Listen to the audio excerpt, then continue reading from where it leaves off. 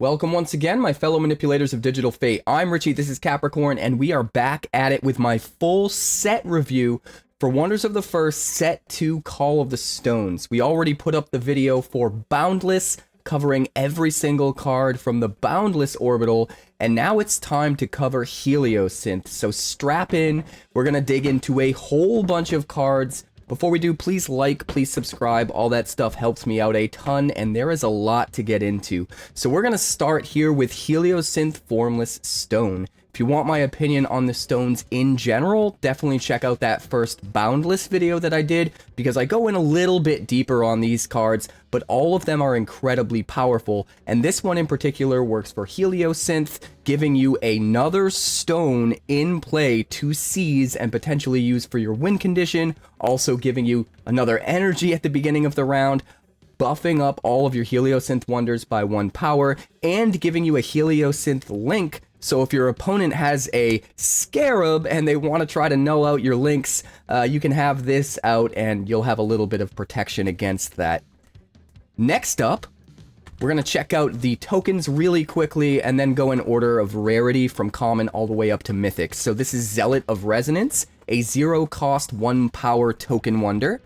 And then we also have Spectral Duplicate here, which is a new version of a token copy of an item. This is a 0-cost token item copy, and there are cards in this set, specifically in this color, I believe, in this orbital, that can make copies of tokens. So it's, or copies of items rather, make token copies of items. Really, really interesting card here, and it's absolutely beautiful. Next up, we've got Runic Automaton, a 0-cost token wonder construct with 1 power. And then we have Hardwired Hardhead, a 0-cost token wonder construct with 1 power as well. And then finally, we have Gene Spliced Hybrid. This is a 0-cost token wonder Biosynth Mutant with 1 power. It is notable that it's a Biosynth because there are some cards in existence, and possibly even this set as well, that care about the Biosynth type. And this is a Biosynth token, which is really cool. Moving on to our first common, we have Autonomous Armor, a 2-cost secondary item equipment. Whenever equipped wonder battles, you put a +1 counter on it, and it's a tuned Heliosynth, which means if you have the Heliosynth land in play with the Heliosynth link, it's not going to cost you an action to play this, and you're going to get that 1 energy cost reduction from the land as well, so it'll only cost you 1 energy and no actions. Honestly, pretty cool. The best part about this card is the fact that it triggers on battle, which means if you attack, you'll get a counter, but also if your opponent attacks in any realm where this is equipped, you'll get a counter from your opponent attacking, which is really awesome. Next up, we've got Borak Salvage Hound. I absolutely love this card, and I used it a ton at the Shattering.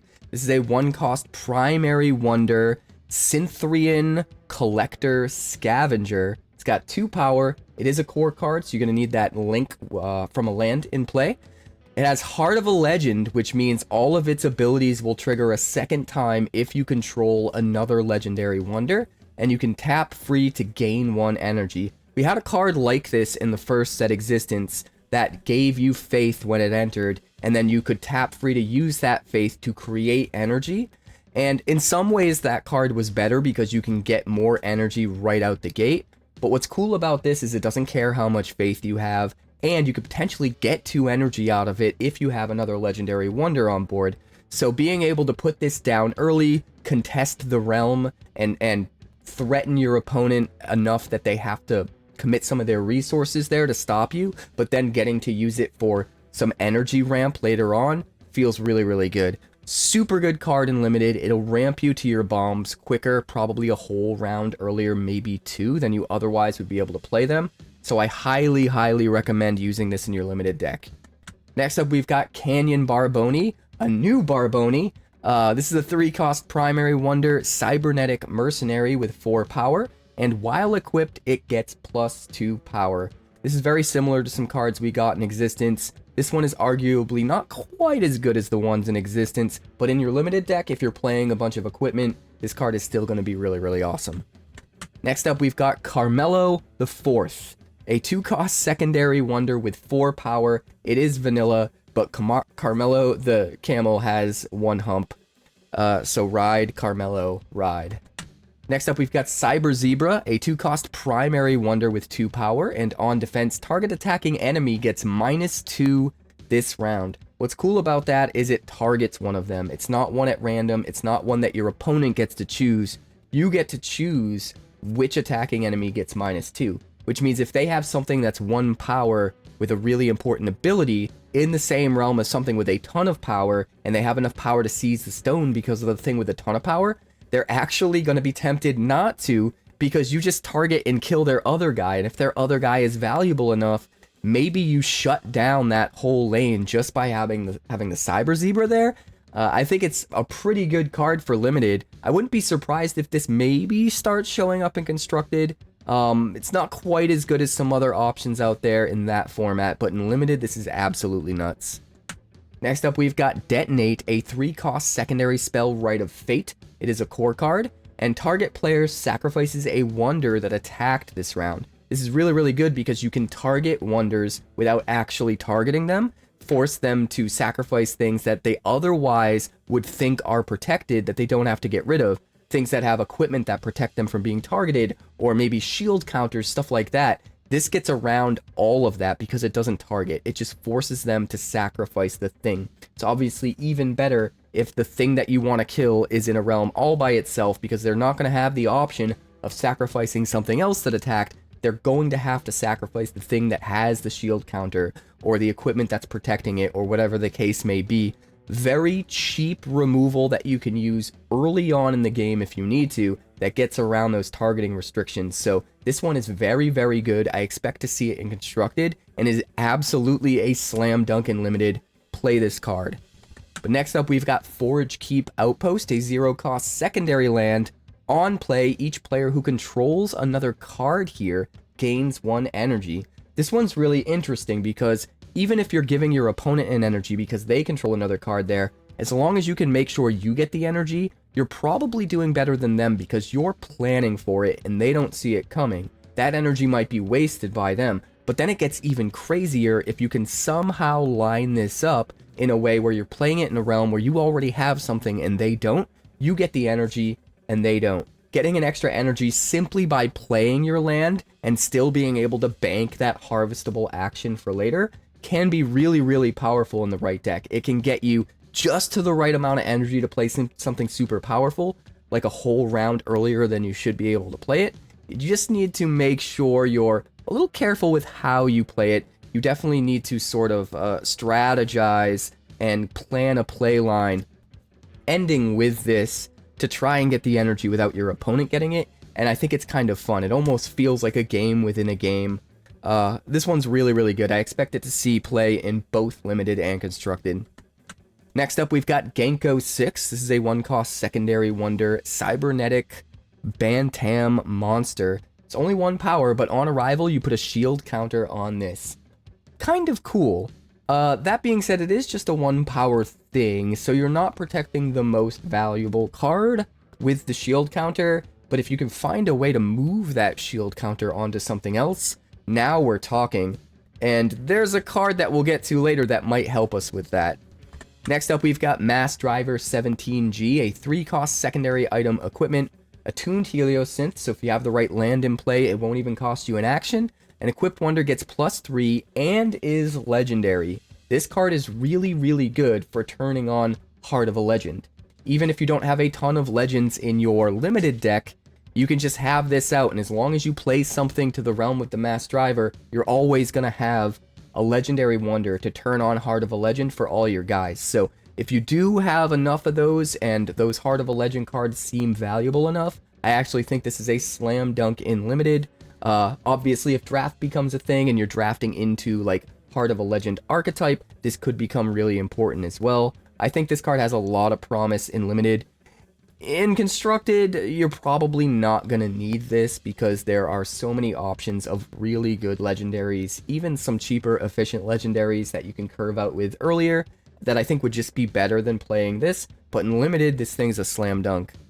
Next up, we've got Radiant Dunes Trading Post, a 0-cost secondary land. Gives you that Heliosynth link, and you can harvest it to gain an action, just like every land. And on arrival, the next item you play here this round costs 1 less. This is effectively almost as good as generating an extra energy, except you don't have to worry about giving your opponent one. The trade-off here is there are only certain cards you can use that energy for, essentially, with the one cost reduction only being applied to items, and only the next item, right? Not all items. But if you line it up just right, being able to get an item into play cheaper, maybe even the Mass Driver 17G that we just saw, could end up being backbreaking if you have the right item to drop a whole round earlier. Next up, we've got Rust Ram version 9, a 2-cost primary wonder with 2 power, and it has the Call ability. Call is insanely powerful. It is probably underestimated by more than half of the community right now. Being able to essentially move one of your wonders or one of your opponent's wonders one realm over, depending on where you play it. The way Call works is you play it in a realm, and if you control the stone in the realm where you play it, you move one of your wonders from a different realm, one realm closer to where you played the Rust Ram.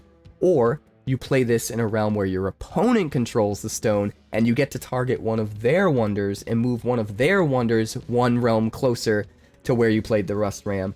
There are some crazy ways you can use this by pulling your opponent's stuff out of realms that they want to defend, moving their best stuff into realms that are useless for them to be in, realms that you're not going to bother to contest. You can also move your own stuff to where they need to be in order to effectively use their abilities more.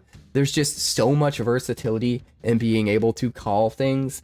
This one, I think, is going to be really, really powerful in both limited and constructed.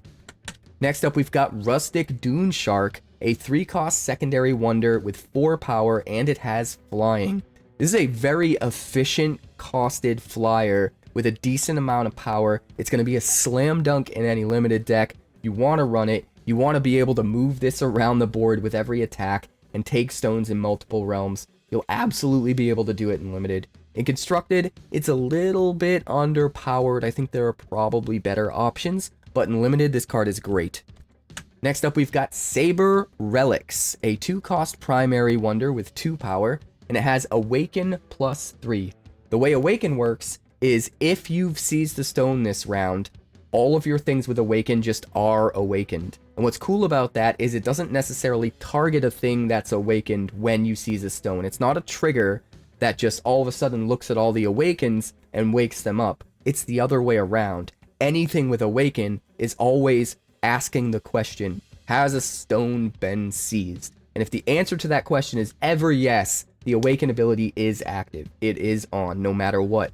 So that means you can seize a stone early in the round when this is still in your hand, and then play it later. It will come in already awakened and be a 5 power. That is very, very powerful. It reminds me of Quadratusk Aetherfant if you jump through the hoops correctly, except it doesn't have the core restriction, which in limited, that doesn't really matter. In constructed, though, could this be a contender? I think there are better cards, so maybe not, but there is a chance. Next up, we've got Solar Soothe, and this is a card I was talking about earlier in a way. 1-cost secondary spell, Rite of Focus. Move a counter from target card to another target card. So this would be a really good combo with that guy we saw earlier that was just 1 power that gets a shield counter when it enters. You could now use Solar Soothe to move that shield counter onto a better card, one of your Bomb Wonders plays that you're worried about your opponent using removal on. But this card gets even crazier. In constructed, you can move this to use, you can use this to move null counters. You can even put null counters on their things and then take that null counter and move it onto something else that's a better target later on after they play one of their big bombs. But it gets even crazier if they're trying to put null counters on your own guys, and then you take a null counter off of your guy and move it onto their guy. You unnullify your guy, their guy gets nullified. This card can be absolutely nuts if it's used just right. And it's never going to be completely useless, right? Because at the, at the very least, worst case scenario, you can move like a -1 counter from your guy to their guy, or move a +1 counter from their guy to your guy and mess up the math completely for them. That's never really going to be plan A. That is a very small effect. But if you're putting it in your deck with the hopes of using it on null counters or shield counters or stealing your opponent's protector counter or something like that. And then as a backup plan, it's not completely useless because you can use it on -1 or +1 counters. That all feels pretty good to me. I think this card is going to be absolutely bonkers and constructed. I expect to see it. I think people will underestimate it at first. I don't expect to see it in a lot of decks at first, but they will very quickly understand the power of this card, and it will be everywhere.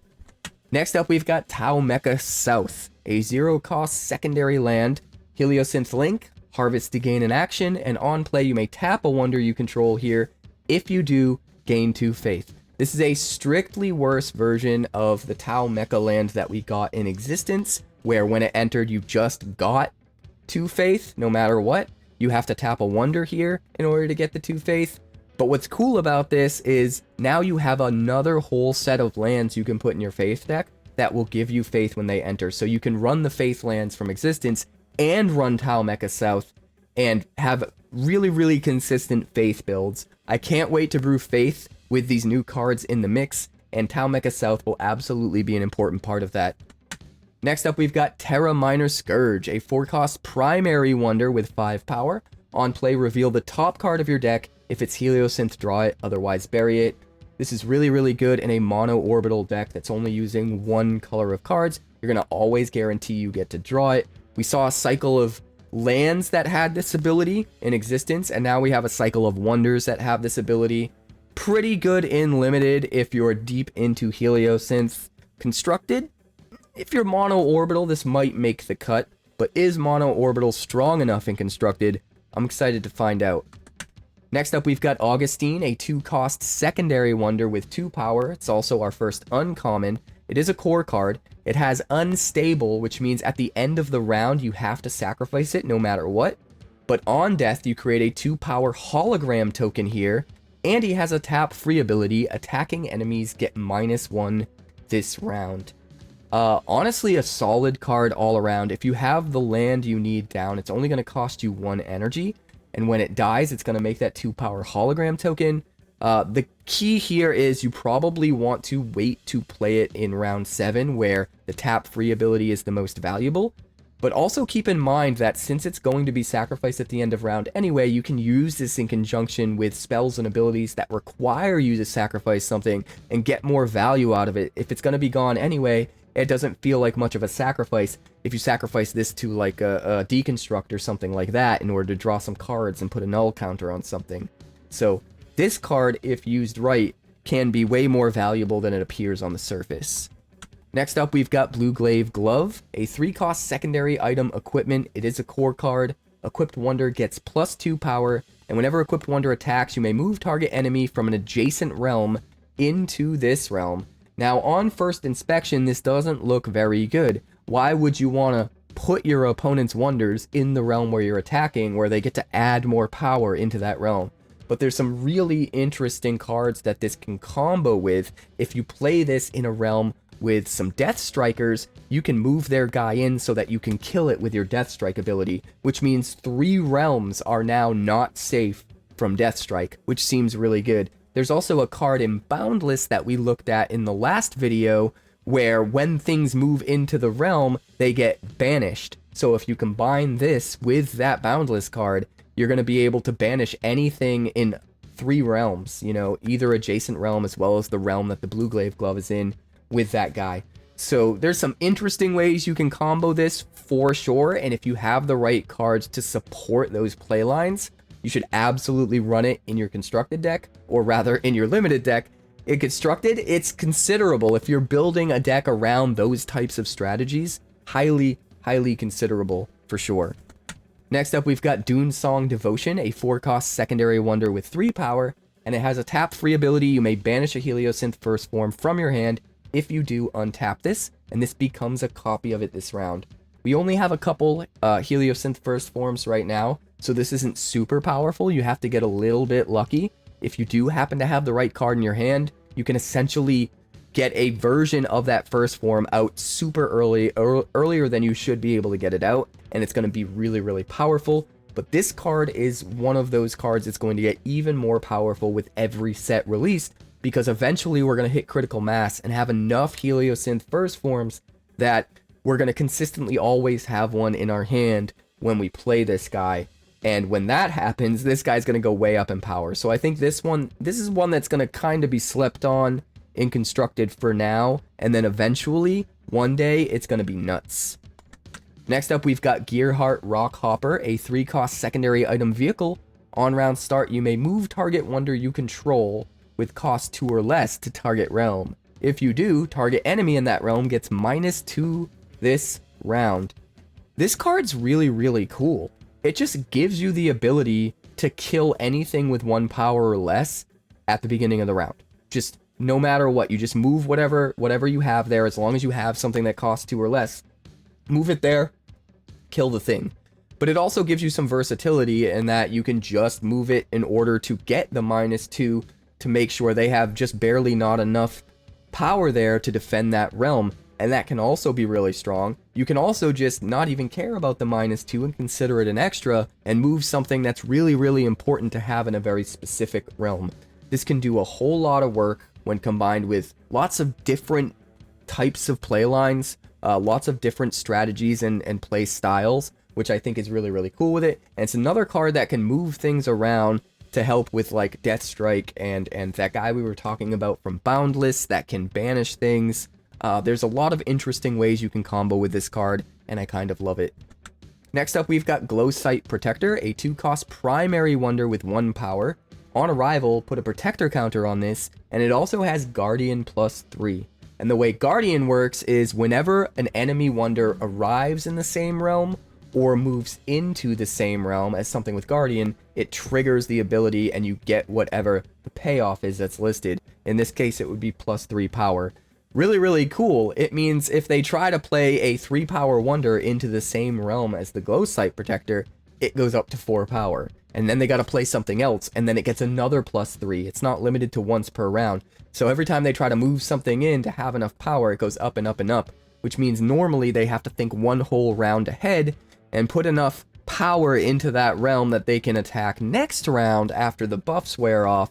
And sometimes that can be really, really tricky, and it can force your opponent to commit resources that end up being a waste if you have some other kind of answer once next round comes around.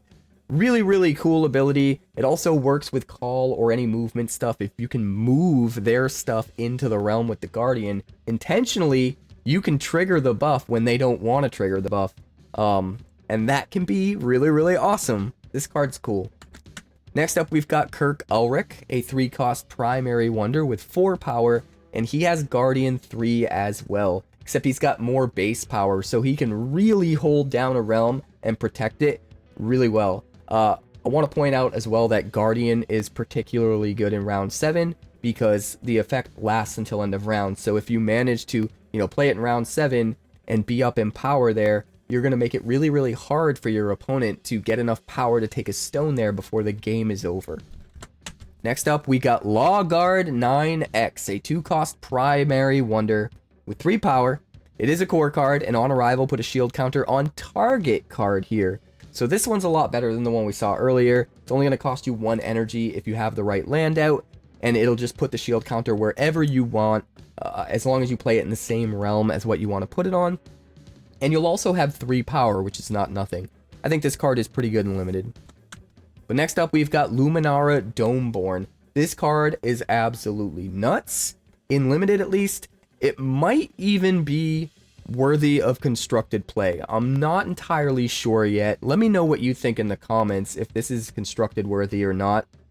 It has the potential. It worked way better than I expected it to for me in limited. A 4-cost primary wonder with 4 power, and it has call, but it also has on arrival put a shield on target wonder here.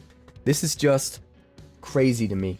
Being able to get both of these abilities and have a relevant amount of power as well at 4 power, all with 1 card, it swings the board more than you would imagine. It's actually really, really nuts. Like being able to move their guy where you want him, move your guy where you want him, while also putting 4 power down, while also protecting your best guy, if you line things up just right, can be absolutely devastating.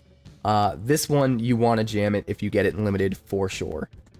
Next up, we've got Mazer Scan A2, a 3-cost legendary wonder with 2 power. It's It's a core card, and on play, untap target Heliosynth Legendary Wonder. This is another one of those cards that as more and more sets are released, and we have more Heliosynth Legendary Wonders with tap abilities, this card's going to get better and better and better because it will consistently have more options to be able to use it on. Even right now, it's still pretty good. There are some interesting cards you can use it with. If you have ideas about what card you'd want to use this with, let me know in the comments because I think there are some interesting choices. Next up, we've got Nyx's Shredder, a 4-cost primary item equipment gun. It is a core card. It's got a tuned Heliosynth, so it won't cost you an action if you have the right land. And whenever equipped wonder battles, you target enemy in this or an adjacent realm gets -3 this round. This card is way better than I realized on first inspection. The fact that it just has to battle, it doesn't have to attack, it can sit there and defend the realm. If your opponent tries to attack in, you get to just kill any target enemy that has 2 or less power, or at least debuff one of their guys by 3 if you can't kill anything.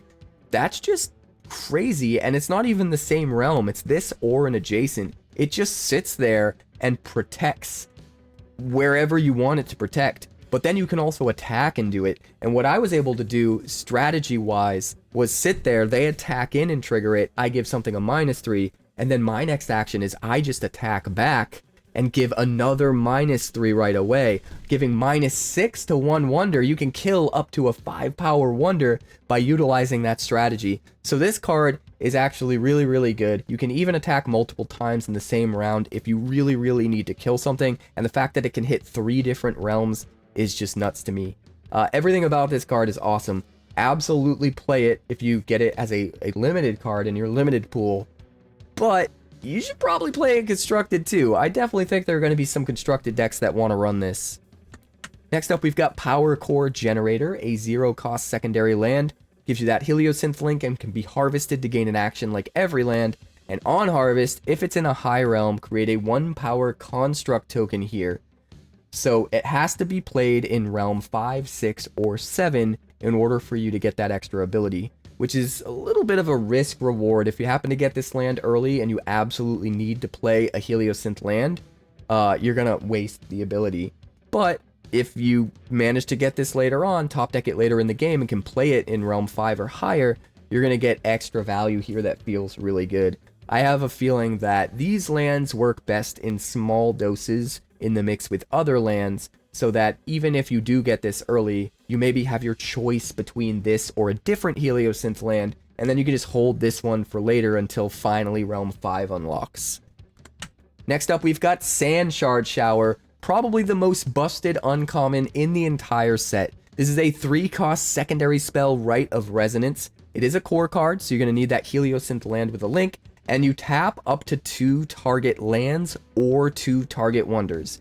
Tapping up to 2 target lands by itself is insanely cracked. You can shut down their action potential, shut down 2 lands that can generate them actions in the late game, and it kind of forces your opponent to have to play a little bit differently and maybe consider not leaving 2 lands untapped at the same time.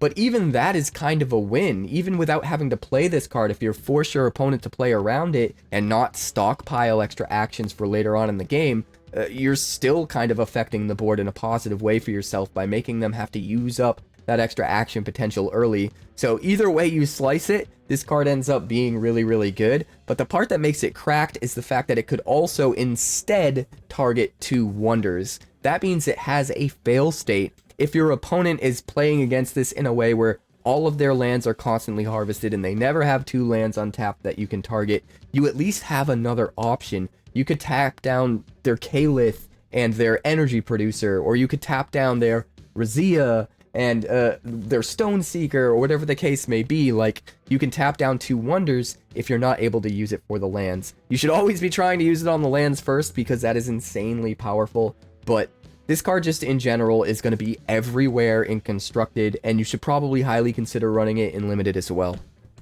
Next up, we've got Sister Cyntharia Novastra, a 4-cost legendary wonder with 4 power. It's a core card. On round start, you gain 2 faith, and you can tap free if you have 4 or more faith. Target wonder here gets +4 this round. What I love about the way that they're approaching Faith in this set is they have a bunch of things that make Faith, and they have a bunch of things that get value off Faith, but not in the same way as they did in Existence. In Existence, you had to spend your Faith in order to get value. Here, you have a bunch of things that are getting value off how much Faith you have without spending it, that get better based on more Faith. And this is one example. Once you get to 4 or more Faith, you can give something +4 with the tap free. And no matter what, it's going to continue to just generate Faith. So I think in the long run, mixing things like this that get value off of having a certain amount of Faith with things that can also use that Faith with really good Faith generators like this card itself could be a really, really interesting deck to explore. Faith is one that's going to get a lot better with this set because you just have a bigger card pool to choose from now. You have more ways to gain Faith, you have more ways to use Faith, and those decks are just going to start to become way better than what they were when you only had one set and you had a lot more limited options. Even in limited, I think this is pretty good. At the end of the game, being able to give something a +4 buff and having that, you know, having access to that, the threat of activation of that, even without using it, can be really, really powerful. Next up, we've got War Beast, a 2-cost secondary wonder with 5 power. It is a core card. Normally, 2-cost wonders that are vanilla have only 4 power. That's usually the standardized power for cost. We did see Quadratusk Aetherfant in Boundless in the first set in Existence that had these same stats, which was also a core. So this is kind of the Quadratusk Aetherfant for this set. And because in Limited, core is ignored, you don't have to worry about core requirements. This is hands down the best pound for pound cost for power wonder that you can get at the lower rarities in Limited. If you get one, you should absolutely be running it. Even if you are not running Heliosynth, it's always going to win, you know, round 1, round 2. It's always going to win against wonders that have comparable cost, no matter what. So, yes, run it in Limited. Next up, we have our first rare, Biosynthesize, a 1-cost secondary spell, Rite of Focus. You put a nano counter on target wonder, and it loses all other classes, becomes a Biosynth. You put 2 +1 or 2 -1 counters on it. So this can straight up just kill something that's 1 power, which is awesome, but you can also use it to buff up your guy and turn it into a Biosynth, and there are some really interesting Biosynth synergies, especially in the first set, Existence, like the Nurse, where turning your guy into a Biosynth can really, really, really matter. And I'm excited to see if the Biosynth deck can finally take off and become a real thing now that we have some more support for it in this set. I'm going to build that deck for sure, so keep your eyes peeled, it's on the way. Next up, we've got Dina of Tau Mecha, a 1-cost secondary wonder with 1 power.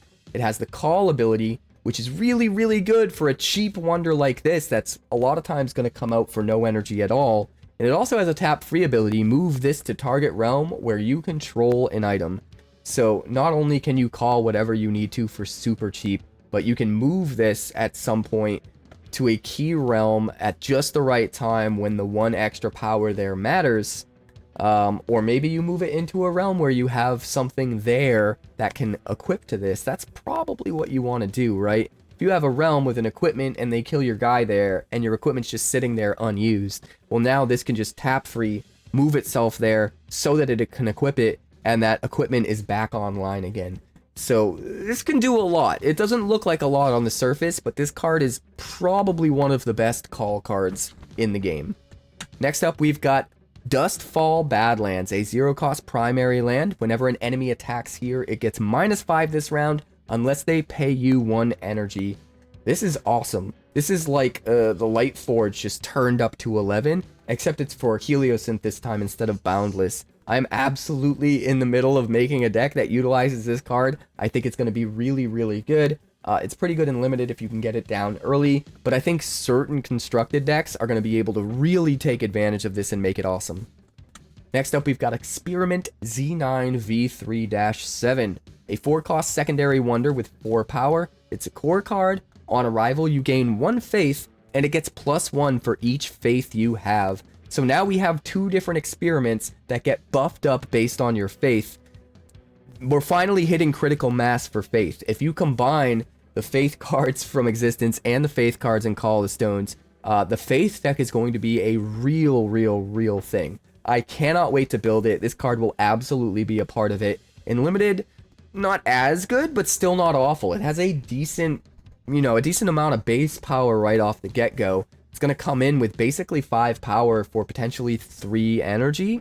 And if you do have any other Faith enablers whatsoever, it can get even more powerful. So even in Limited, I think it's probably worth running, but Constructed is where this is going to shine. Next up, we've got Horatio the Inhuman, a 4-cost secondary wonder biosynth with 2 power. It is a core card, and each wonder and item with a tap free ability in this and adjacent realms is nullified.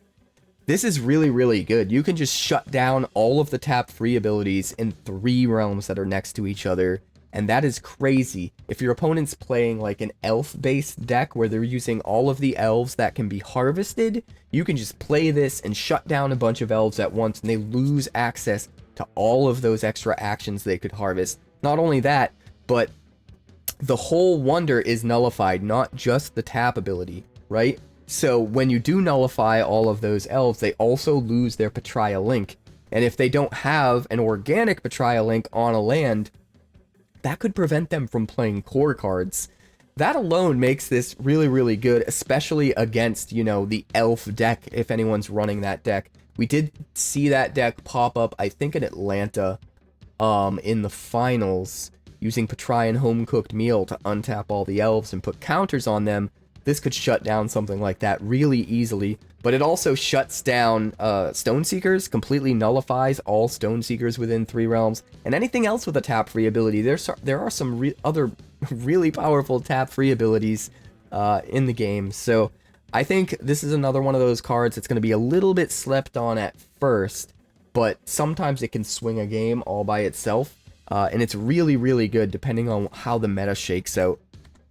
Next up, we've got Joricho Wellspring, a 3-cost primary wonder with 3 power. It's a core card. If you have 5 or more faith, it gets plus 3 power, being potentially a 6-power wonder for potentially only 2 energy. And whenever an item or biosynth is played, you gain 1 faith. So another way of just ramping up a bunch of faith while also having a significant power boost in whatever realm you put it in. This guy is going to be another important one for the faith deck, I think. Next up, we've got K22 Plasma Tank, a 5-cost primary item tank vehicle. On round end, you may put 2 -1 counters on target wonder.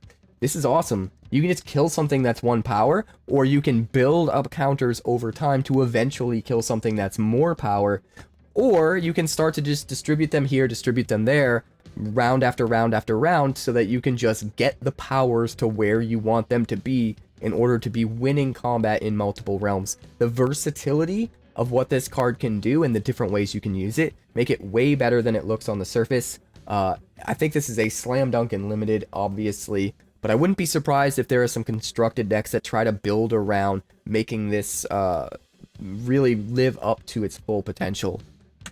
Next up, we've got Low Squealing Plan? Low Squealing Plam. I think it says Plam. Low Squealing Plam. A 4-cost primary wonder, 2 power. It has Awaken plus 3, and on defense, each attacking enemy here gets -2 this round. What an interesting card. So no matter what, if you've claimed a stone, you seize the stone in the same round, you are a 5-power wonder, and every attacking enemy gets -2 for the whole round. This is going to stack, it can trigger multiple times, and it will last for the entire round. It's way better in round 7. Very interesting card. It is a little bit expensive for what I would expect. 3 energy, even if you have a land down, and if you can't awaken it, it's just only a 2 power, it's just dead. So you really have to be deep into some sort of archetype where you're constantly able to make sure you can wake up, so to speak. And that's a little tricky, because the more stones you take, the less stones there are to take, and if your opponent is smart, if you're playing an awakened deck, they'll just let you keep all the stones until the end, because then there's no way for you to claim stones and turn all of your awaken abilities.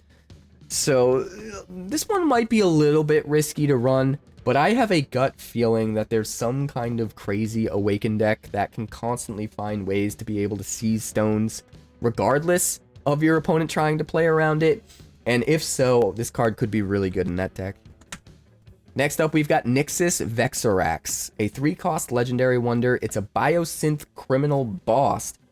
It has 3 power, it is a core card, and on round end, in each realm where you control an unequipped equipment, you create a 1 power construct token wonder there.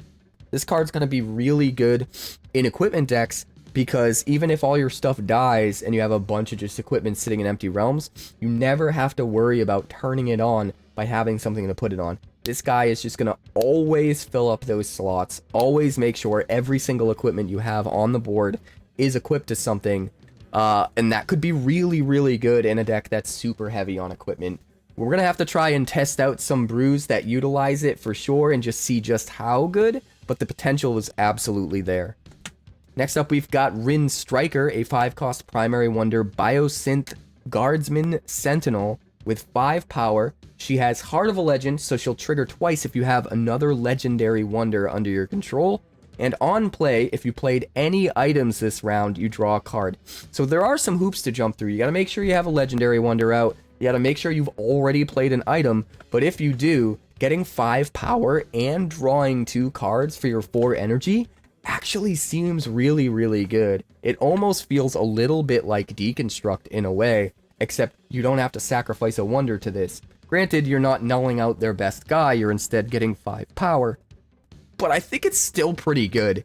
I think in the right deck that has enough legends, and that can make use of a lot of extra card draw, this could end up being really nuts. Next up, we've got Semi-Sentient Shield, a 4-cost primary item equipment. All wonders lose Death Strike, and equipped wonder gets +2. This one's really interesting because even if they don't have Death Strike, at least you can give your wonder +2. It's not good in that scenario, but at least it's not nothing. That being said, if you are up against a deck that's running a lot of Death Strike, this can absolutely shut down the whole deck. This is the one card I've seen that makes me think, you know, it would be a lot better if this was a game that had sideboards and best of 3. And for the most part, this game does not need best of 3, and it doesn't need sideboards. But this is definitely a risk-reward card, where if you include just 1 copy in your deck, and maybe you don't need to play it in some games, certain games where your opponent's running a ton of Death Strike, it can absolutely be backbreaking. Next up, we've got Tau Mecha Standard Armor, a 1-cost secondary item equipment armor. It has a tuned Heliosynth, so it'll cost you no actions and no energy if you have the right land in play. Equipped wonder gets +4 power, but on round end, you sacrifice equipped wonder unless it's a token. Obviously a lot better in a token deck, obviously a lot better in a deck utilizing a bunch of Stone Seekers, because they can create significantly powerful story tokens that this could equip to, and that's really, really good. But it also could be really good in a sacrifice deck where you want your stuff to die in order to trigger some of your effects. This is a way to force you to sacrifice something so that you can make that happen. So there are a few different ways I think you can build around this card. And if those types of decks, if any of those types of decks that I just brought up end up being really good, then this card will be really good as well. Next up, we've got Wanted, another really good card. A 2-cost secondary item consumable. It has a tuned Heliosynth, so it'll only cost you 1 energy and no actions if you have the right land in play. Sacrifice free. Whenever target wonder dies this round, you gain 3 energy and draw a card. It's really good in a deck where you're sacrificing your own stuff intentionally because you can turn it on pretty much on demand. But it's also really good in a control-heavy deck where you have a ton of removal and you're always just killing all of their stuff. You just sack this first, then you kill their thing. You get energy back so that you can play something else and you get to draw a card. Seems pretty powerful. Where it gets really, really crazy is there is another card that we haven't gone over yet in one of the other orbitals that gives you the ability to use sacrifice-free stuff without actually sacrificing. And if you happen to have that card with this card, things get really, really nutty. So in the right deck, this is bananas. But even not in the right deck, I do think it's pretty useful. If you get it in limited, you absolutely should run it. Next up, we have our very first epic. This is Abandon Hope, a 3-cost secondary spell, Rite of Fate. Players lose all faith. If this spell causes you to lose faith, items with cost 1 or higher can't be nullified this round. What an interesting card.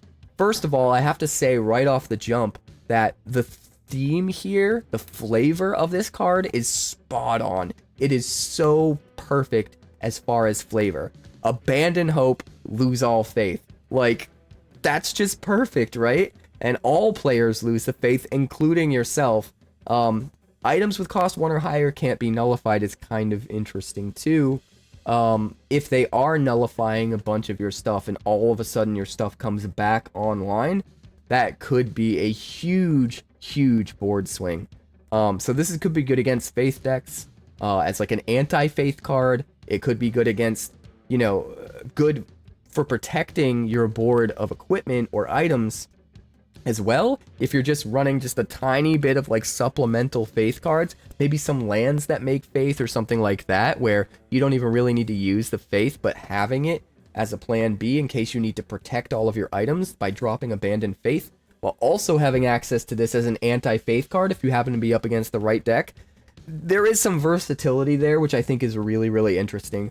I'm excited to see who comes up with the best deck that uses this card. There has to be some kind of crazy deck out there that can use this to its full potential, and I want to know what it is. So if you have ideas, let me know in the comments.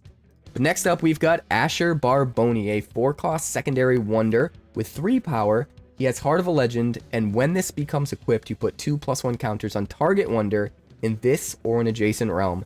That means if you have another legendary wonder, you're going to put 2+1 counters on something and 2+1 counters on something else, or on the same thing. You're going to get 4+1 counters every single time Asher becomes equipped, which in this game means you could potentially be moving things around to unoccupied realms, picking up equipment, and just pooping out counters left and right.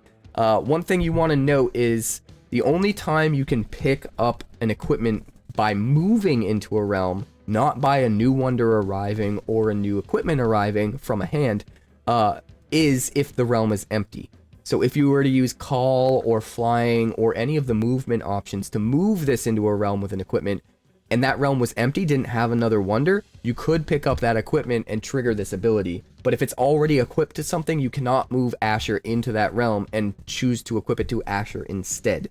It's a little bit of an interesting caveat to the rules there with equipment, but it is still a very valuable playline that could be exploitable in the future, and it could make this guy really good. Next up, we've got B23 Supporting Bot, a 3-cost primary wonder with 2 power, and it has Awaken. It gets +4 power and the ability to tap free, return target item you own in the Abyss to your hand. So as long as you've taken a stone, you can get back your best item that they've gotten rid of and force them to have to deal with it all over again. Or maybe you're getting back something that you sacrificed, like a Phoenix Quill. All of that seems really good for me. Again, you have to make sure you're in the right deck where you can constantly seize the stone every round to make sure this is awake every round. But if you are turning it on, it's going to be really good. Next up, we got Kronar Cogmind, one of the best cards in the set for sure. This is a 5-cost legendary wonder Biosynth Chronomancer Mage. He's got 4 power, and on play, if an ability of target wonder was triggered this round, you trigger it again. What's crazy about this card is the fact that it doesn't only care about on arrival abilities. Normally, things like this that we've seen in the past, you can like double up an on arrival ability, you can do things with on arrival abilities. This can do any triggered ability, which means another on play ability that triggered, you can trigger that again, which to me seems utterly nuts. There are a few cards in this set that have the most ridiculous on-play abilities you've ever seen, and being able to potentially do them twice if you can just have a measly 4 energy left over for Kronar, while also putting 4 more power into whatever realm you want, seems really nuts. I think this guy has the highest potential of being busted, and it's another one of those cards that's just going to get better and better with every set released, because the more potential abilities you have to copy with him, the more versatility, the more power he has. Very excited to see what happens with this card. Next up, we've got Drakina Netshade, an 8-cost secondary wonder with 5 power. Whenever an enemy attacks in this realm or an adjacent realm, it gets -2 this round. The fact that that's just a static buff that works forever, or debuff rather, and it works in 3 different realms at the same time makes this nuts. We've seen cards with this sort of ability in the past, but it usually is a triggered ability, a tap free or something like that, where we have to pick a very specific time to use it and it's only for that round. This can come down early if you have a way to ramp up your energy and just have this ability for the rest of the game, which seems utterly insane to me if you can make it happen.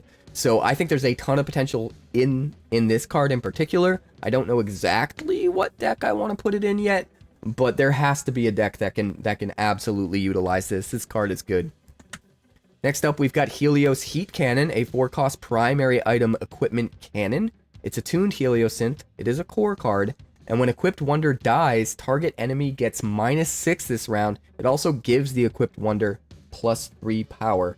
This is really powerful. If you're in a sacrifice deck where you're going to be sacrificing your own stuff anyway, you just play it to this realm where this is, attach it to this first, and then sacrifice it for the value you want. You also get to kill something that's 5 power or less, or just make something lose 6 of its power for the round, and maybe that's enough to take the stone there, and maybe that's enough to win the game. There's a lot of versatility in how you can use this, which is really, really awesome. I also saw some really crazy combos during the weekend of the Shattering, utilizing this card, having loops where you can bring certain cards back from your Abyss to the realm, re-equipped again, sacrificed again, over and over, give a bunch of things -6.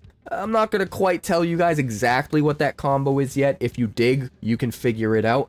But I will absolutely be building a deck at some point that utilizes that, and when the time comes for me to put that deck out, I'll absolutely let all you guys in on the shenanigans that can happen with this card. It seems really, really crazy. Next up, we've got Kala Dustmane, a 2-cost secondary wonder with 3 power. Whenever this moves to another realm, put 2 +1 counters on it. Another really, really good card. There's so much movement in this set. I think it's underestimated just how much movement there is and how often things can move. This thing can just constantly move around, constantly get counters, and become really powerful a lot quicker than you'd think it would. I really like it. If you're in the right deck, it's a no-brainer, and it's going to be super powerful. Next up, we've got Quantumville. This is a 0-cost primary land. Gives you that Heliosynth link, can be harvested for an action, and opponents can't target cards with spells here. This is really interesting. Granted, it's not going to shut down removal that comes in the form of wonders or items, but still, being able to just play this into whatever realm, or even better yet, have it already in the realm where you play something powerful that you want to make sure your opponent doesn't get rid of. At the very least, all of their spell removal is now useless against it, which seems really good. We'll have to wait and see when the dust settles on the meta, where the meta's at, to see just how good this is. It really depends on how many spells people are using, how much removal in the form of spells are getting used, and where all that lands. But there is potential for this to be a very, very important card moving forward. Next up, we've got Sunfire Navigator SUV, a 3-cost primary item vehicle. It's a core card. Whenever an enemy moves to another realm, you may move target wonder you control to that realm.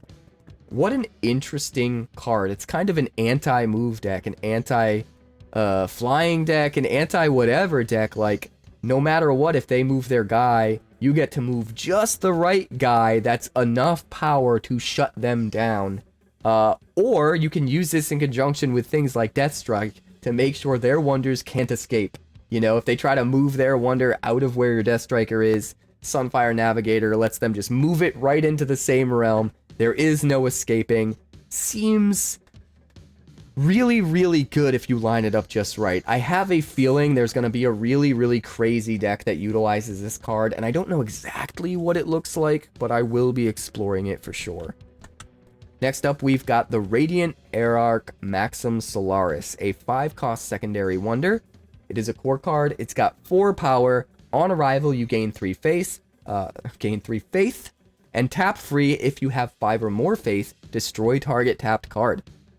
Really good for the faith deck. Just get to destroy a thing. Like, go ahead and tap it. I dare you. You know, I'm going to destroy it. Oh, you've got Razzia? You're going to tap your Razzia? Your Razzia is dead. Well, I guess Razzia could just kill this, right? So there are some extra hoops to jump through if you want to deal with Razia with this. That being said, there's a ton of potential here, right? You can even just destroy a Stone Seeker. That's probably the primary use for this. Get up to enough faith. This thing is just like, go ahead, use your Stone Seekers. Tap them. Go ahead and get another story token. So I can make your 11 power Valen Voss bite the dust. Seems like it's going to be pretty good. Those faith decks are looking wild. Next up, we've got Xenobot Kraken, a 7-cost legendary wonder. It is a Biosynth. It is a core card. It has 7 power. It has call, and you can tap free. Enemies here get -4 this round. What a crazy powerful card. Completely shut down a realm, right? Give everything -4 while putting 7 power into that realm yourself. Completely take over a realm and just absolutely own it. There's nothing they're going to be able to do to come back from that without spending an insane amount of value. But on top of that, getting to call, you could potentially call something into the same realm as this so that it will get the -4 and die, which seems really, really good to me. But you could also just call, like, I don't know, one of your own guys into a realm that you needed, or one of their guys just out of a realm where you don't want it. Like, the versatility of being able to use call while also still taking over an entire realm by itself seems really, really good to me. It's also one of those cards that you can hit with the card we saw earlier that untaps a legendary Heliosynth wonder. So there is some synergies built in there. Just all around a really good card. Next up, we've got Zetapod Mark 7, a 2-cost secondary wonder with 3 power. It's a core card, and each legendary wonder you control with cost 7 or greater can't be nullified. This is really good nullification protection for some of your late game bombs. That being said, because it only works on stuff that costs 7 or greater, you're only going to be able to play so many of those cards. So you can't really protect a whole lot of things with this, just a select few things that are going to be very powerful, very important late game cards. And maybe that's enough. If Nullify ends up being really popular with this set in the mix, this could be a really good anti-Nullify option for key legendaries within your deck. You just got to make sure you find a way to actually get enough of those 7-cost legendaries out. Now we're on to our mythics. This is the first mythic here, All Glory. A 20-cost legendary spell, Rite of Resonance. There is a caveat here. You may spend 20 faith instead of paying this card's energy cost. So you could just be building up faith, building up faith, building up faith all game for the cards that turn on if you have enough faith. And then eventually when you have 20, just use the 20 to pay for this without having to spend any energy. And that seems pretty crazy when you consider what it can do. Destroy each wonder that is not a Biosynth, construct, or mech. For each wonder destroyed this way, its controller creates a Biosynth token in that realm. Essentially wiping out your opponent's whole board and potentially keeping your whole board, or maybe most of it, seems crazy. Sometimes you might have some wonders that aren't Biosynth, and you'd prefer to have Biosynth tokens for Biosynth synergies. And so there are ways to sort of build this into a Biosynth deck and utilize some wonders that aren't Biosynths and eventually get more Biosynth tokens out of it to use for your synergies. So there could be some of that going on too in whatever deck you run this in. But for the most part, you're just wiping out your opponent's whole board. That seems awesome. And sure, they're going to get some small guys, but nothing crazy, right? It is essentially a board wipe, and that just seems utterly nuts. This is going to be a really fun one to build around and see just how consistently we can actually get to 20 faith and pull it off. It seems super fun. Next up, we've got City of Ancients, a 0-cost legendary land city. Gives you that Heliosynth link, can be harvested for an action. On harvest, you may pay 3 if you do create a token copy of target item in any realm. Sacrifice that token at end of round. This card is way better than it looks on the surface. At first thought, you're like, maybe my items don't end up mattering in the games. Maybe this doesn't end up being as good as I would like for it to be. That was kind of my first impression when I was, thinking about running it in Limited. But when you realize that you can use this to make a copy of one of your formless stones, one of your myth stones, that's where things get crazy. Like, out of nowhere, you could just convert 3 energy into another stone that you have that counts towards your win condition for the game. Granted, you have to sacrifice the token at end of round, but if you wait and you make a copy of a Myth Stone in round 7, it doesn't get sacrificed until the game's over anyway. It will still count towards your win condition. We got this confirmed over the Shattering Weekend, and that is just crazy to me. The fact that you could potentially make an important item in situations where it lines up correctly for you, but at the very least, maybe just use it to make a copy of a Myth Stone, either yours or your opponent's. That just seems crazy, and it's going to default to be under your control. So if you make it at a point in the game where they don't have enough actions left to take it back, even if they do have enough power in the realm where you make it, you just get to have it. And that seems really, really good to me. I think this is one of those cards that people are going to sleep on a little bit at first, but it's going to end up being really, really nuts once people realize what it can do. Next up, we've got Delago? I think it's Delago. I think it's Delago. Let me know in the comments if I'm saying it wrong. This is a 7-cost legendary wonder with 8 power. It is a core card, and on round end, you may sacrifice a wonder or item. If you do, move this to that card's realm. What an interesting card. If you want to be sacrificing wonders or items, then this enables that. It lets you sacrifice one thing every single round, while also moving an 8-power wonder around to wherever you want it to be. And I think that's where you're going to get the most juice out of this. If you can carefully brew a deck that wants to sacrifice its own things, either because you already got your value out of it and you want it to be in the Abyss so you can get it back and play it all over again to get more value out of it, or maybe because when you sacrifice it, you get some kind of trigger or ability, like when we saw Wanted earlier. You get to choose a thing, and when it dies, you get to get 3 energy and draw a card. Granted, at round end, gaining energy isn't going to really matter, but the card could, especially if you have that other card we were talking about where you get to sacrifice things without sacrificing them. Makes me wonder, will it actually trigger this? You may sacrifice a wonder or item. If you do, move this to that card's realm. So I guess it would only be an actual sacrifice-free, sacrifice action ability. I guess we'll talk about that when we get to that card. It's a Thalwind card, so look forward to the Thalwind video. But we're going to move on. Next up, we've got 𝐿𝐼𝐫𝐬 III, a 7-cost legendary wonder with 6 power. It's a core card, and on play, seek 3 an item with cost 5 or less, then create a token copy of it in an adjacent realm. This card seems nuts if it's in a Formless Stone deck, a Myth Stone deck. Imagine playing a deck with all 6 Myth Stones, and if this guy can hit one off the top 3, you get 2 Myth Stones in play? That seems crazy. Or imagine hitting a bow with this, and now you just get 2 bows. If you have enough really powerful items that are going to swing the board in different ways, this card could get absolutely nuts. I want to definitely try to build something around trying to get the absolute most out of this card. Granted, it is a legendary, so it's not going to be super consistent. There are going to be plenty of games where you don't draw it, so you're going to have to make sure the rest of the deck is synergizes with itself outside of just 𝐿𝐼𝐫𝐬 III. But if you have the right deck for him, I think he's an auto-include. Next up, we've got Final Protocol Armor, a star-cost secondary item equipment. It has cost equal to the total cost of all items in the Abyss, and Equipped Wonder gets plus X, where X is equal to the total cost of items you control. So this is really good. If you don't have any items in the Abyss, this comes down early at 0 cost, equips to something, and then as items end up in your Abyss, the cost of this goes up, and it keeps looking at its own cost to determine how much of a buff it can give. So if you have, you know, 5 cost worth of items in the Abyss a little bit later on, this is going to be a 5 cost. It's going to see itself as a 5 cost, and it's going to buff the thing that it's equipped to by 5. Also, if you have equipment in play, it's going to look at that as well. So it'll look at all of the costs of all the equipment you have in play and all of the costs of all the equipment you have in the Abyss, and that total number is how much it's going to buff.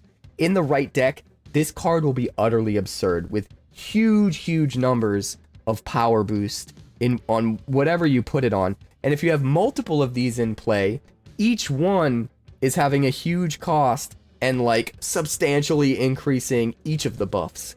It just kind of exponentially snowballs, which gets really crazy. This is a card that feels really close to an equipment version of mutated mass, which is just crazy to me. Just absolutely crazy to me. This card will absolutely see play, and the equipment deck will 100% be real because of this card.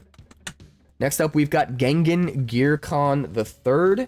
This is a 7-cost legendary wonder with 11 power.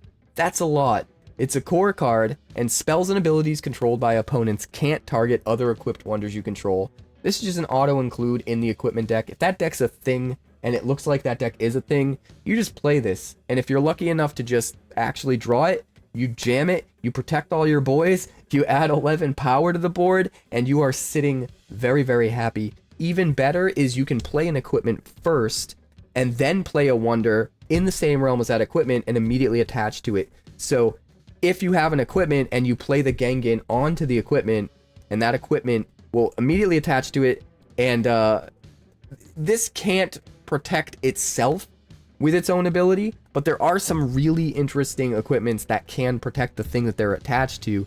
So you could be running the suit from existence. You could be running, there's a Thalwyn card in this set that does that. There's some interesting cards you can run that can protect your Gengan while your Gengan protects everything else, and things could get really, really crazy. I'm excited about this one. But next up, we've got Matter Eliminator 3000. This is a 6-cost legendary wonder. On arrival, you put a shield counter on this, so it's really hard for your opponent to get rid of it. It has 8 power, and on round start, you distribute 3 -1 counters among any number of target wonders. This card is crazy. To me, this feels like Luminous Scarab copy number 4. Since it's legendary, you can only have one in your deck. And even though it doesn't do the same thing as Luminous Scarab, it's similar in that it's another card where if you can get it out really early by ramping up energy, it can just take over the whole board by itself. Distributing 3 -1 counters every single round. You can put them all on the same guy, you can put them on 3 different guys, which means if you're able to stun any of them, their base power will go to 0, and if the -1 counter is on there, they go to -1, and then they immediately die. This turns all of your stun cards into kill cards, which is crazy, and it has a shield counter on it to boot, so it's really hard for your opponent to get rid of it and deal with it. Plus 8 power is an insane amount of power for what is effectively costing you 5 energy. This card is super, super pushed. I used it in my constructed deck at the Shattering, and it was absolutely as insane as I expected it to be. This card is going to be in a lot of decks. Next up, we've got Sandura the Simulator, a 7-cost legendary wonder, first form incarnation. Here we have a Heliosynth first form. It's got 6 power, it's a core card, and all non-equipment items here are wonders with power equal to their cost. What a cool card. If you're just playing a bunch of really interesting items like Galactic Sovereign Throne and a whole bunch of stuff, you just jam this later on in the game and all of a sudden you have a board full of power. Maybe that's another card that wants to go in the item deck. Maybe there's even 2 item decks. Maybe there's an equipment deck and a non-equipment deck. There's a lot to explore for sure, and this guy has a ton of potential. Next up, we've got Sentient Explosion. Absolutely love this card. Ran it in my constructed deck. A 5-cost legendary wonder biosynth with 5 power, and on play you choose any number of target wonders in the same realm as it. Put 5 -1 counters on each of them. This thing just explodes everything on your opponent's side in one realm. Which is crazy because it's a one-sided board sweep. Well, not really a sweep. Some stuff might survive, some really big stuff, but it's going to kill a lot of stuff, and it's going to seriously debuff anything it doesn't kill. Everything about this card is just value, and I absolutely love it. It's going to be everywhere in Constructed, I think. The card's just crazy. Next up, we've got Synthara the Divine. This is an 8-cost primary wonder. It's a biosynth. It has 9 power. It has the Call ability, and you have a sacrifice-free ability to destroy all wonders here, then create a 1-power construct token here for each wonder destroyed this way. Oh my goodness. So you kill all their stuff, and you make a bunch of construct tokens. That feels awesome to me, especially when you can use its Call ability to move one of their wonders from an adjacent realm into the realm with it, so that you can destroy it with the sacrifice-free ability. Everything about this card is crazy, and it gets way better if you have even more call cards that can move even more things into this realm and get rid of them all. there is definitely a deck here, especially since it's a primary wonder. You can run 2 of them, which means you can make it a lot more consistent than if it was a legendary. I love this card. We will be brewing with it. Next up, we've got Vivi Bitstorm, a 4-cost legendary wonder, one of the best cards in Heliosynth for sure. It's got 4 power, and on play, if the last 2 cards that were played this round are in the world and or the abyss, banish them. The best way to use this is to get way ahead going into round 7, and then start round 7 by passing. If you're ahead and you're going to win the game and you can afford to pass, just let them play out their stuff. Wait until they play out 2 really good things, and then play Vivi and banish both of them, as well as getting 4 more power wherever you want it. This card is absolutely cracked if you can get ahead on the board and keep that position with Vivi in hand. That being said, there's some other ways to use her, right? Maybe you use her with cards that can't be banished or that give you value when they're banished, and maybe you're okay with just playing this as a, oh, you just played your best card in your deck. I'm going to play this, banish it, get 4 power, and banish my own thing, but maybe it's something I want in banishment, or maybe it's something that gets banished and comes back, like Pastel Bloom Drake, or maybe it's something that can't be banished, right? There's definitely ways to set this up to just be, just remove one of their things, but still be insanely valuable. There's a lot of versatile ways to use her. I think she's awesome. She's going to be in a lot of constructed decks. That brings us to our Stone Seekers. And Heliosynth is the only orbital, the only color that has 2 Stone Seekers in this set. I'm excited to see if that ends up being like a thing, a precedent, where every set there's 1 color that gets 2 Stone Seekers and the rest only get 1, like the case is with Heliosynth here. Kaya is probably my favorite. She's a 4-cost legendary wonder Stone Seeker with 7 power, and on play and tap free, you get to create a story token in this or an adjacent realm. And you have 6 different story tokens that you can include in your token deck that you can fetch with her. The first of which is a common, Commander Right.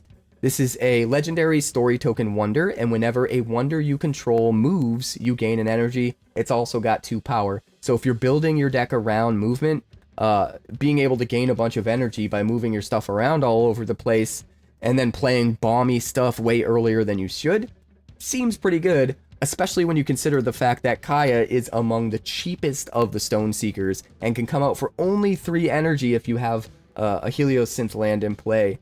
That seems crazy to me. 3 energy for 7 power, plus the ability to gain energy and get 2 more power off of this token. And that's not even counting the next one, 𝑖KOKA-Savi, a legendary story token wonder with 1 power, but has the tap-free ability to move target item here. This seems really good if you're built around items and you need to move an item into a certain realm.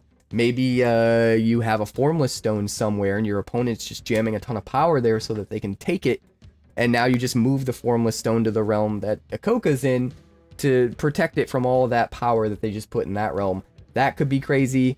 There's a lot of different ways I think you can use this. You can also use it against your opponent as almost like a sideboard card in a way. If you have a little extra DBS, put it in your token deck, and if your opponent has a really nasty item that you need to move out of a certain realm or unequip from something, you can tap this. It doesn't say your own items that you control. You can tap this and take their item and move it to the realm with 𝑖KOKA, leave behind whatever wonder had it equipped, and effectively remove it from equipping them. That seems like it could be really powerful as well. There are some interesting ways to use 𝑖KOKA, and I have a feeling that this card is going to be another one that people are sleeping on a little bit early on, but it's going to be really, really important later on as things like Formless Stones end up being super important in the meta. Next up, we've got Shockmind, the rare story token. It is a story token item, and whenever equipped wonder moves, sacrifice this. If you do, put 4 -1 counters on target wonder in an adjacent realm. So this is a way to kill something or seriously debuff it if you're in the movement deck. Having access to removal with your Stone Seeker is really awesome, and it's another thing where if you have extra DBS and you can include this as an option in case you really need to pivot and kill something that's, you know, 3 power or less, having the option to grab something that does that could be really powerful. Next up, we've got Kaya's Electromagnetic Goggles.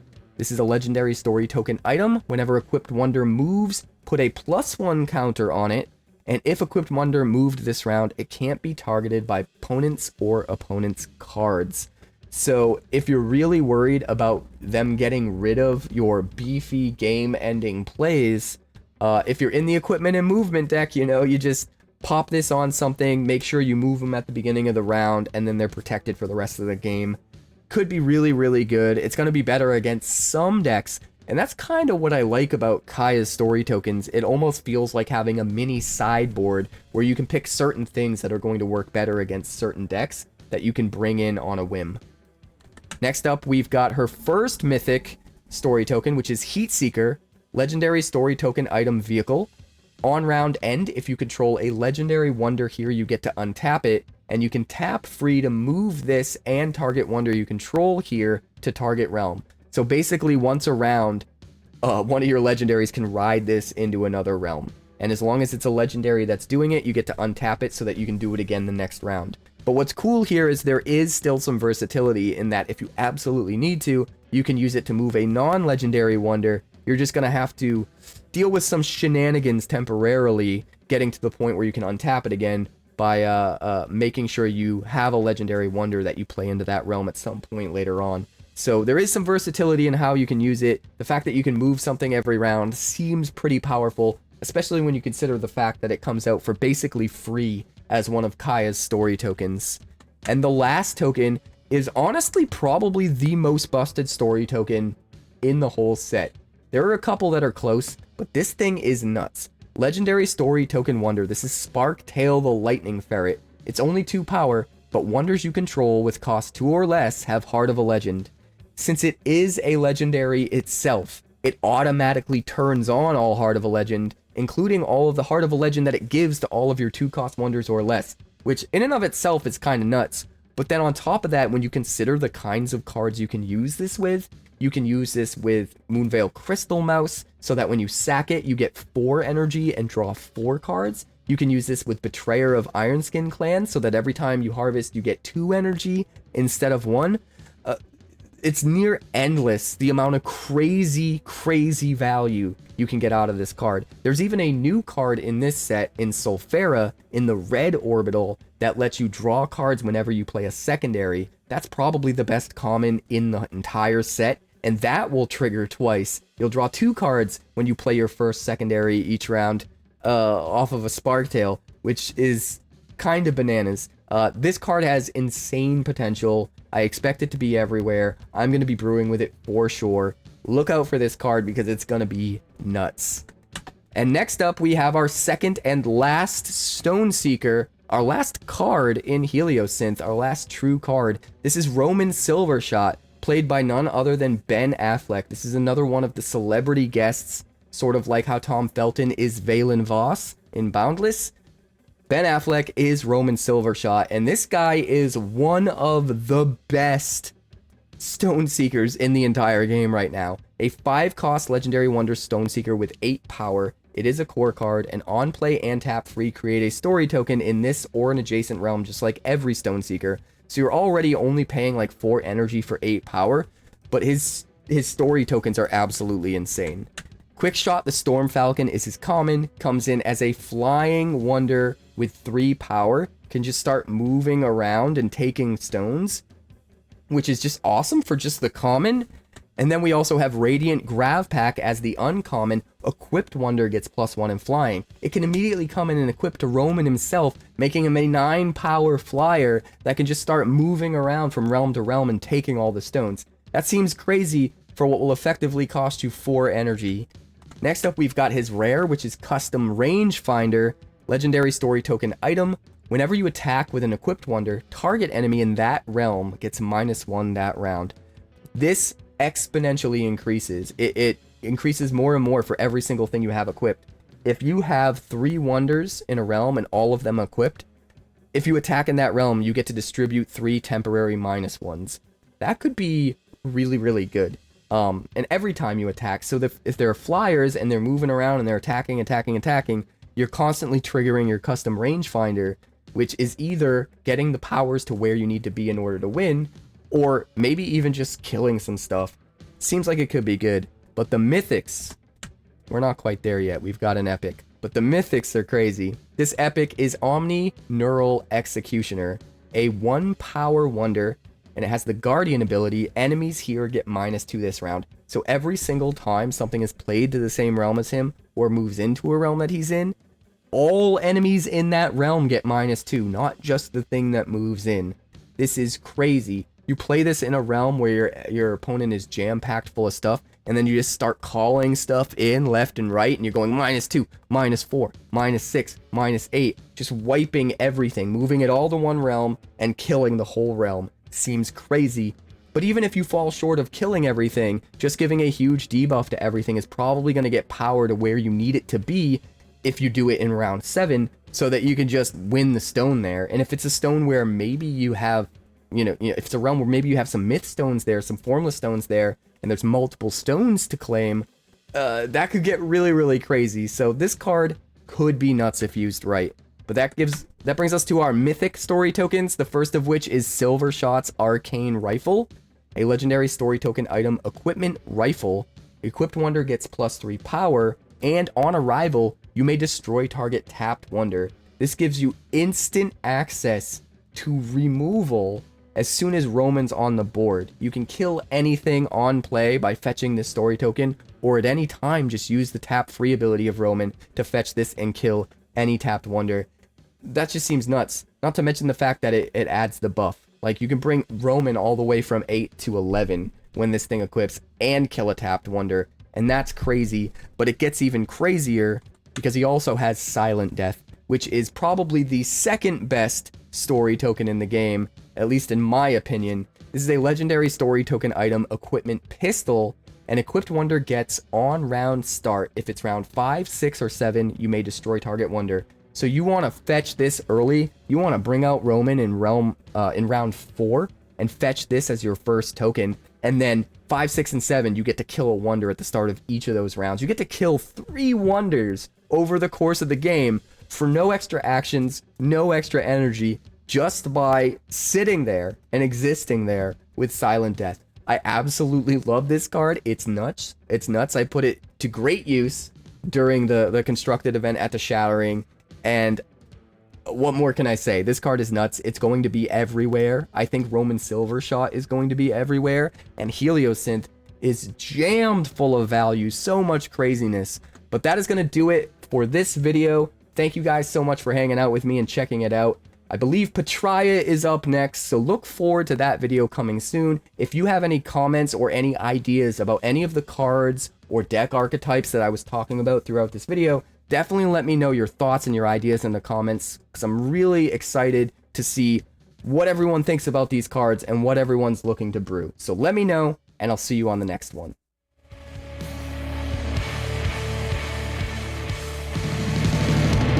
Thanks so much for checking out my channel. I'd like to give a huge shout out to all of my patrons over at Patreon. Without you guys, this channel would not be possible, so honestly, thank you from the bottom of my heart for all of your contributions. If you haven't yet, like and subscribe. The more likes we get and the quicker we get them, the bigger this channel will grow and the faster it will grow. I'd love nothing more than this channel to become something very special for you guys, but it's entirely up to you how fast that happens. Also, if you'd like more deck techs, that's somewhere over there. And if you'd like to see what else the channel's been up to lately, that's somewhere up that way. Also, subscribe, circle below, do all the things.